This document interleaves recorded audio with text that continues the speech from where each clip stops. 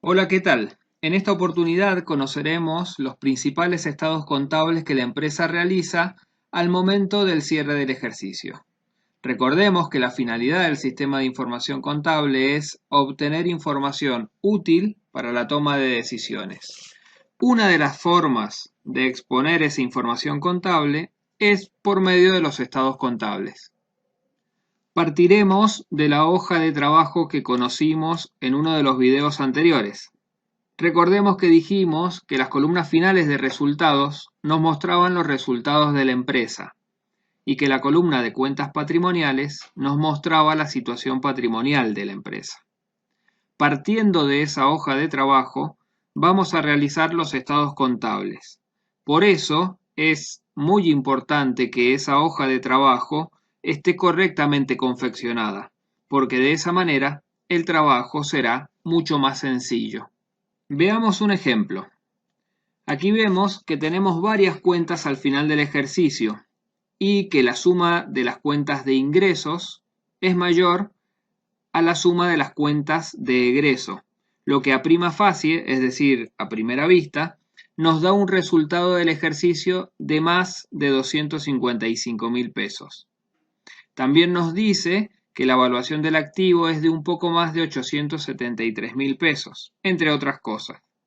Recuerde esos dos datos porque son con los que voy a unir más adelante la explicación, para que vea la conexión entre esta hoja de trabajo y los estados contables.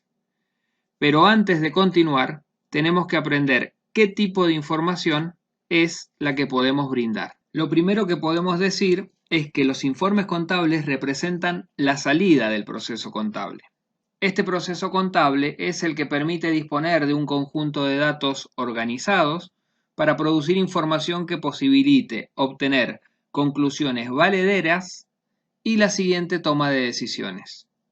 Pero la información contable puede ser de diferentes tipos. Los estados contables, que son preparados por el emisor para su uso propio, es decir, el uso de los administradores internos, y también para terceros, acreedores, bancos, bolsa de comercio, entes gubernamentales de fiscalización, etc. Entre los principales estados contables encontramos el estado de situación patrimonial. Expone el activo, el pasivo y el patrimonio neto en un momento determinado, que es la fecha del cierre del ejercicio económico. El estado de resultados, que suministra información de las causas que generaron el resultado del ejercicio. El estado de evolución del patrimonio neto, que informa la composición del patrimonio neto y las causas de los cambios producidos. Este estado permite ver con más detalle una parte de la situación patrimonial de la empresa. El estado de flujo de efectivo, que informa la variación en la suma de los componentes patrimoniales, como el efectivo y sus equivalentes, es decir, los que se mantienen para cumplir compromisos de corto plazo y no como inversión u otro propósito. Otro tipo de información contable es la información adicional, que suele ser suministrada conjuntamente con los estados contables y para ciertos usuarios específicos, por ejemplo, para bancos, para accionistas, etc. Finalmente, se pueden realizar los informes contables exclusivos de los administradores del ente, los cuales se utilizan para la toma de decisiones y el control patrimonial. Se puede ver que los estados contables básicos presentan la información de manera sintética para lograr una adecuada visión de conjunto. Además, se muestra la información de manera comparativa con el ejercicio inmediato anterior.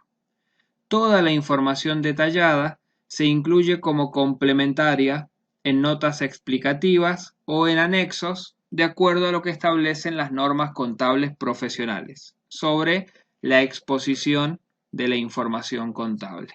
Acá vemos el ejemplo que surge de la hoja de trabajo que vimos al inicio del video.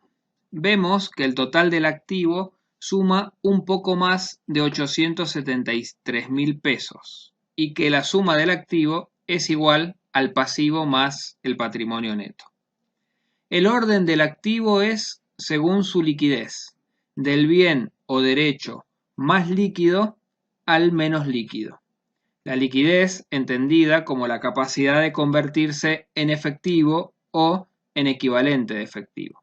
El orden del pasivo es del más exigible al menos exigible.